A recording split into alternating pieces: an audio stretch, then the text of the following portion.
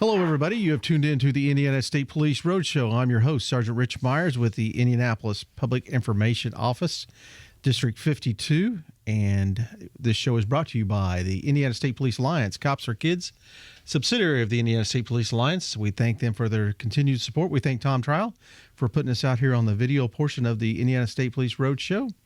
And our guest today is somebody that's never been in here yet, but a very, very interesting topic that we're going to talk about today.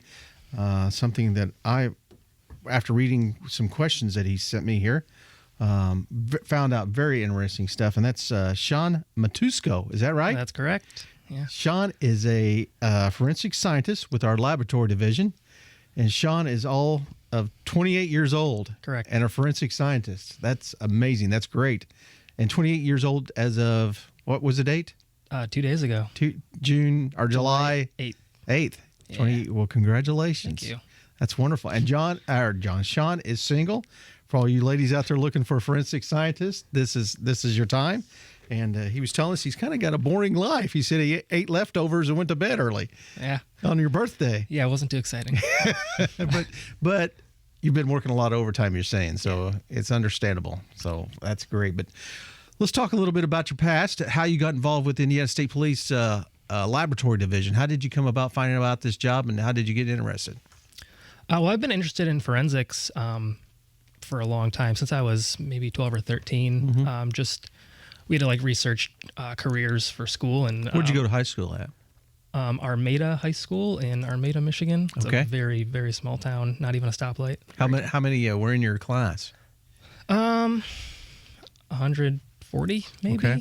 I don't know. And we had one of the biggest classes ever. So I'd always been interested in that. I went to Trine University, majoring in forensic science. It was formerly called Tri-State University, but they changed it. And I stuck with it through the 4 years, and I applied all over the country, really, for jobs for about a year afterwards from school, and ended up getting a job here. Well, that's great. So you've been with the Indiana State Police how long now? A little over 5 years. Okay. And have you been in the latent print section all along? Yeah. Okay. Oh, that's interesting. And it's, again, very, very interesting topic here. So let's jump right into what you do. So what is your day like? What do you do traditionally? Well, it really depends on where I am in a case. Okay. Sometimes cases will last an hour. Sometimes I've had a case that took me about a month to do. So it depends where I am in casework. But typical duties that I have are to examine or process evidence for latent prints, to preserve them typically with photography, and then to compare them to known standards like fingerprint cards. So do you work case to case? You work on a case until you're finished with that, then go to another case? Sometimes do it like that. Sometimes I'll work multiples at once. So I may take multiple cases that have similar items and then just kind of process them simultaneously. Okay. Try and be more efficient like that. So you work at the lab downtown Indianapolis, there on 16th Street. Yep. And you not only do ISP cases, but you do cases from throughout Indiana? Yeah, we get cases from sheriff's departments and city police stations, things like that. So how is a print left? If somebody sends something in, how is a print left on a surface? Well, first go over what we call friction-ridge skin. Okay. Friction-ridge skin is the skin that's found on the palm surface of your hand, as well as the soles of your feet. It's made up of ridges, which are raised areas, and then valleys between those ridges called furrows. And the ridges and furrows arrange themselves in a pattern, and there's typically some sort of substance on the friction ridges, usually sweat, lotion, things like that. Mm-hmm. And when the skin comes in contact with a surface, that substance will be left behind, and it will be left in the same pattern as the friction-ridge skin. Will it always be left there? Not necessarily. It depends on a lot of factors, such as the condition of the skin. So if I just wash my hand and then touch this table, it's probably not going to leave a great print. As well as the surface of the item. If it's something really coarse, like a brick, I'm not going to leave something great. Depends on how it was touched. If it's squeezed really hard, I'm not going to get a usable print. If it's And even if I do leave a good print and then I handle it a lot, handle it roughly, it's going to be ruined. And then there are environmental factors as well. So do environmental factors, are you talking like maybe dirt on the hands or something? No, more like if I leave a print. Oh, outside in the weather. Yeah, say on the outside of a car in Arizona. It's probably going to evaporate pretty quickly and not be there for a while. So what process do you do when you're performing comparisons and things? How do you compare one? You said some knowns to some unknowns or something? Yeah. We use a process called ACE-V. ACE-V is an acronym that stands for Analysis, Comparison, Evaluation, and Verification. So in the analysis stage, we're looking at one print by itself, and we're making a series of observations. These are based on 3 levels of detail in the print. The first is the overall ridge flow. So like pattern type, people have heard of loops, swirls, and arches. So that's first level detail. Second is the path of an individual ridge, so where it starts and stops, if it splits into 2, things like that. And then the third is the smaller details like the shape of the edge or the location of a pore, things like that. So we're looking at those 3 levels of detail, and we're making observations such as, did it come from a palm or a finger, what's up and down, and ultimately whether or not it's suitable for comparison. In the comparison stage, we're looking at 2 prints side by side, and we're trying to determine if there's agreement or disagreement in those 3 levels of detail. As we begin to notice agreement or disagreement, we move into evaluation, which is where we arrive at one of 3 conclusions. The first is an identification, which is when we're saying, yep, they came from same source. Mm-hmm. An exclusion, which is the exact opposite. They came from different sources. And then inconclusive, which is we just don't have enough information. Yeah. Afterwards, it's sent on to another examiner, and if they agree with my findings, then there's verification. So you have 2 examiners look at each case? Yes. Oh, okay. I didn't know that. That's amazing. So our fingerprint, and you specifically have been talking about finger and palm, is there anything else on the body? Would a face leave a print? They can leave prints, and those their features are unique. It's difficult for that uniqueness to present itself, though. Okay. Fingerprints, palm prints, friction or skin in general, it's easier for that uniqueness to show up in a print than it is like, your forehead. Right, yeah.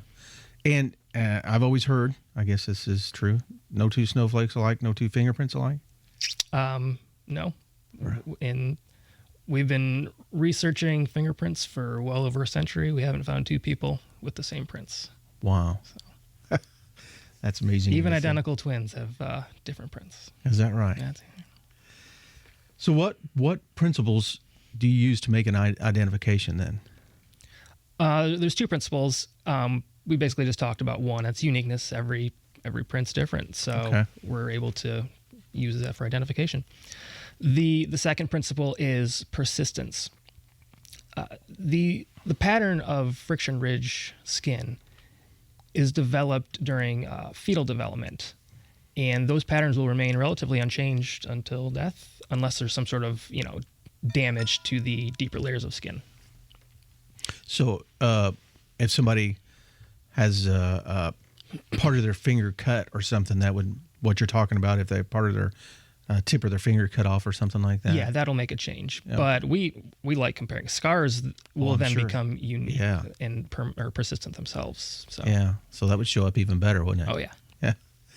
Well, again, you're listening to the Indiana State Police Roadshow, brought to you by the Indiana State Police Alliance and Cops for Kids. I'm talking with Sean Matusko. He's a forensic scientist with the laboratory division of the Indiana State Police in the latent print section. So how long have we been using fingerprints? That's been a long time for solving crime? Yeah. The first crime to be solved was actually in Argentina in 1892. They solved a homicide down there. Yeah.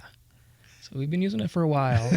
They didn't come to America until the early 1900s, 1903. That's when the Americans started utilizing it. Right. What kind of evidence do you see often? Do you get just the... I know when we went through the academy and stuff, they taught us how to do the lifts and things like that. But do you see other evidence come through also?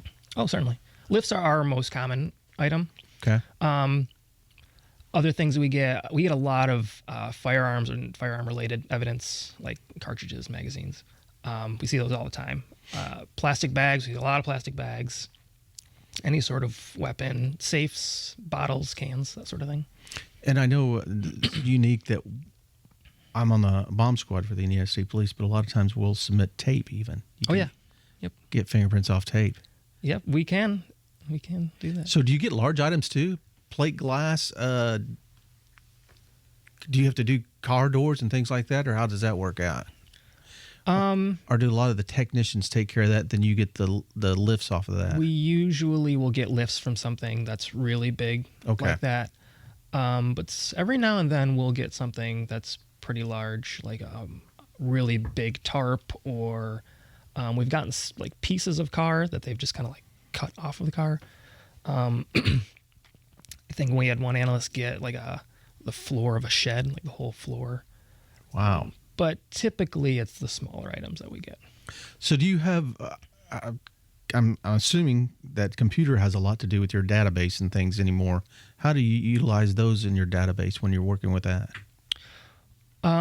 We use software, and the software will import our latent print from evidence. And we basically use the software to map the print. So we're determining what's up and down, and we're the direction of the ridges and certain second level detail that we like. And it's creating a digital map. And so we send that map out through the software, and it searches all of the fingerprints in our database. And it will come back with a list of candidate impressions that it thinks are pretty close. Right. But then it's our job to go in and actually make a comparison for each one of those. Okay. So unfortunately, it doesn't just make the identification for us like TV, but it does a pretty good job. You mean it's not done in 30 seconds like on TV? Sadly. I really wish we could do that. So how many points do you look for to make a positive identification? Say this is the person. We don't use a point standard. Okay. There was a study done in the early 70s that determined that there's no scientific basis for using a fixed number of points. The amount of information that you need is dependent on the quality of the detail that's present in the print. But there's also other factors that you have to consider, such as the spatial relationships between features and the type of features that are present. And it also depends on the expertise of the examiner. But more importantly, if I were to just count points, I would be ignoring a lot of other information. I would be ignoring the path of an individual ridge. I would be ignoring pores and the shape of the edges of the ridge. So it really benefits us to look at the whole print and look at it more holistically rather than just counting points. So what do you know what happens to the case? If you get a case on a burglary or something, will they eventually find out? Do you find out what happens on that? Not usually. Okay. I'll get my evidence in. I'll work the case. I'll send out my report. I'll send them their evidence, and I won't hear of it ever again. Every now and then we'll have to go to court and testify, and we'll learn more about it naturally by going. But for the most part, we're isolated from the investigation. So. But you're a very important cog in that. Oh, of course. Very important cog in that. So what's the history of the ISP latent print lab? Well, the records division was actually doing latent print cases before the laboratory division, and I don't know when they started. However, the laboratory section was started in 1936 here in Indianapolis. And then in the late 70s, early 80s, they started building the regional labs, so Lowell, Fort Wayne, and Evansville, and Indianapolis as well. They would have the lab managers at those regional labs do the latent print cases, and eventually they had troopers do it in a criminalist position. And then in the late 90s, they decided to have civilians come in and have a latent print unit. And it's evolved to what you're doing today. It's evolved to that now, yeah. Well, great. Well, we've run out of time. I'll put you down to the last 20 seconds we got here. But, Sean, thanks so much for coming. No problem. We appreciate you being here today. Yeah. We've been talking with Sean Matusko from the Forensic Scientist Laboratory Division of the Indiana State Police. You've been listening to the Indiana State Police Roadshow. Thanks for being here, and thanks for the interesting conversation. No problem. We'll catch you next week on the Road Show. Thanks for being here. Road Show out.